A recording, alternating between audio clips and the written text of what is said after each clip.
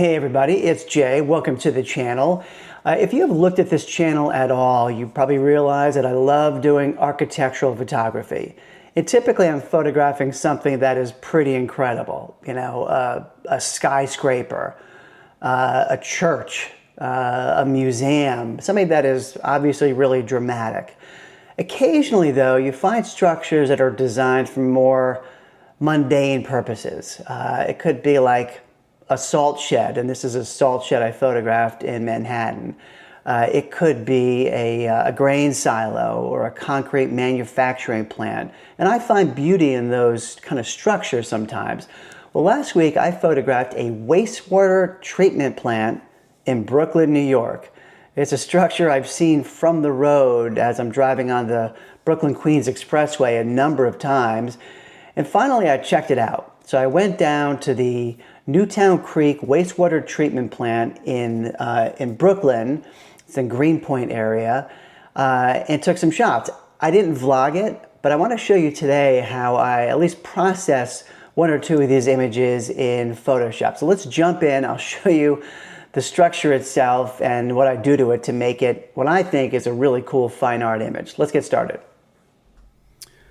Okay, so here we are on my computer, and this is the photo I'm working with. I've done a little bit of work in Lightroom and Photoshop already. In fact, what I can do is go over to Lightroom. I'll show you.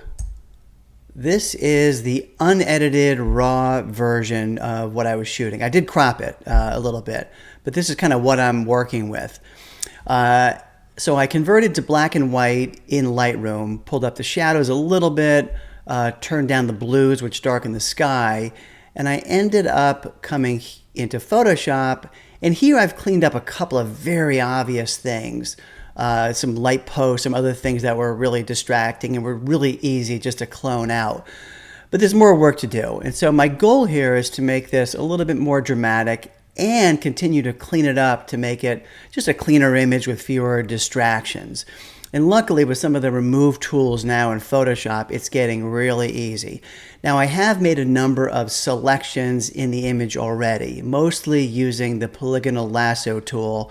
And I didn't do that much work to it, but let me show you a couple things. So I love the main feature, these bulbous tanks in the image. There's actually even more of them in back. This is really the best angle. I wish I could go inside there, but it was all fenced off and I couldn't.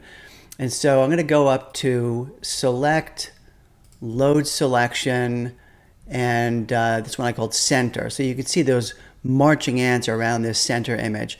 And I want to brighten it up, but I do want to keep some contrast in there because the directionality of the light was pretty good at coming from my left.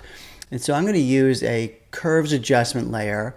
And to brighten it up, I'm going to pull up on the curve, and that's going to brighten up the whole selection. And again, to maintain some of that contrast, if I pull down on the shadows a little bit, you still see some contrast. And so you can play around with it to taste, but here's the before, here's the after. Just a little bit more punch. It's a little bit brighter as well. Let me load another selection. So this is the big tank on the right now. And again, I want to kind of same thing, brighten it up a little bit, but continue to have some contrast. So curves adjustment layer, I'm going to pull up on the right, and that's going to brighten up that selection. And then maybe just down a little bit on the left to keep that contrast.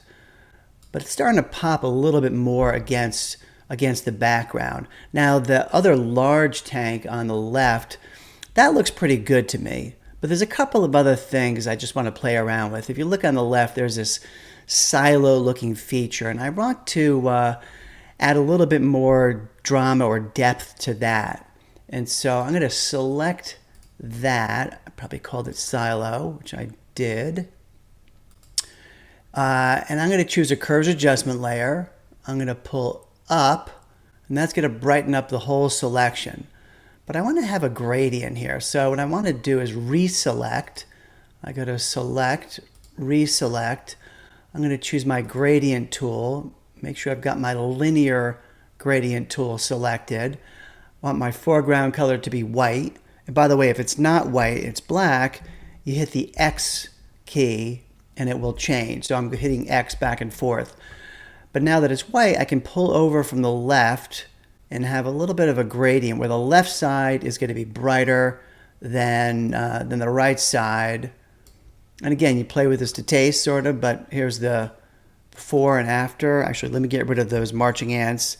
I'm going to deselect by hitting Command D. And here's the before, here's the after. Again, makes it a little bit more dramatic. I did a couple of other things. Here's one little thing that I like to play around with. That building, or part of a building on the far left, I called that left square. And you can see that some of the light from the tanks is reflecting back on there. And I want to emphasize that a little bit more. So I'm going to choose a curves adjustment layer. I'm going to pull up, and that's going to, again, brighten up the whole selection. Then I'm going to reselect it.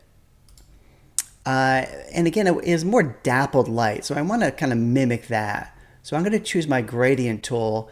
This time, though, I'm going to choose the radial gradient tool. And then you can pull out from any area, and just that area is going to be brightened up.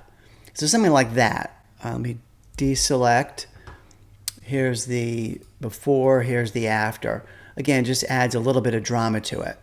Now, I hate that fence that is blocking off this area. In addition, the road is pretty bright compared to the structure, and I want to darken the road. So let's start with the road. Let's just choose, I'm going to choose an exposure adjustment layer. I'm going to pull back, and that's going to darken the entire image. But it's just the road that I want darkened. So I'm going to choose my gradient tool again, go back to my linear gradient tool, and I'm going to just pull up from the bottom, and it will darken kind of just the area I've selected, just the road. And so here's the before, here's the after. But you can see by lowering the tone or the brightness of the road, the building pops a little bit more. Before, after. Your eye is always drawn to the brightest part of the image, so if you darken something, it becomes a little less important in the image. Last thing is that fence, man. That's really tough. And I think historically this would have been really hard to get rid of. But luckily, I'm going to go back to my base layer. Luckily, the remove tool allows me to do much more cleaning up than I would have historically. I'm going to make it just a copy of this background layer. I'm on a Mac. I'm hitting Command J.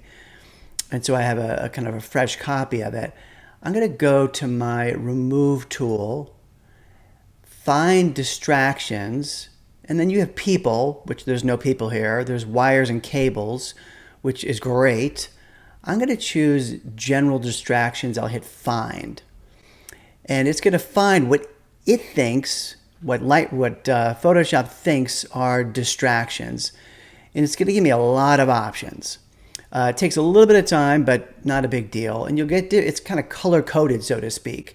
So all these things that are colors, Photoshop is saying, hey, this could be a distraction. There's certain things that really aren't distractions, like those clouds. I think they call it light diffusing elements. So I'm going to unclick that, and that selection will go away. In addition, that building on the left, I kind of like it. They call it visual clutter. I'm going to unclick that too. Now, on the top of that building, I'd have to really zoom in, but there is there's a little fence there, and it identified it as kind of a distraction. And so I'm going to keep that as a selection. In addition, that fence in front is selected as well.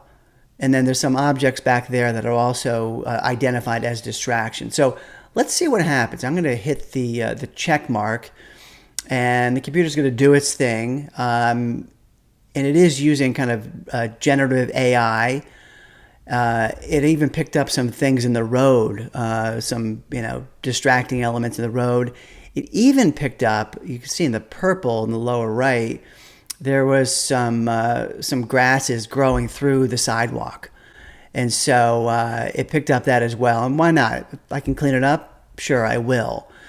And so this could take a little bit of time. Maybe I'll fast forward, and so you'll see the end result. So there you have it. It did a great job of removing these distractions, and I'm really happy with this image. There were some light posts back there I got rid of as well.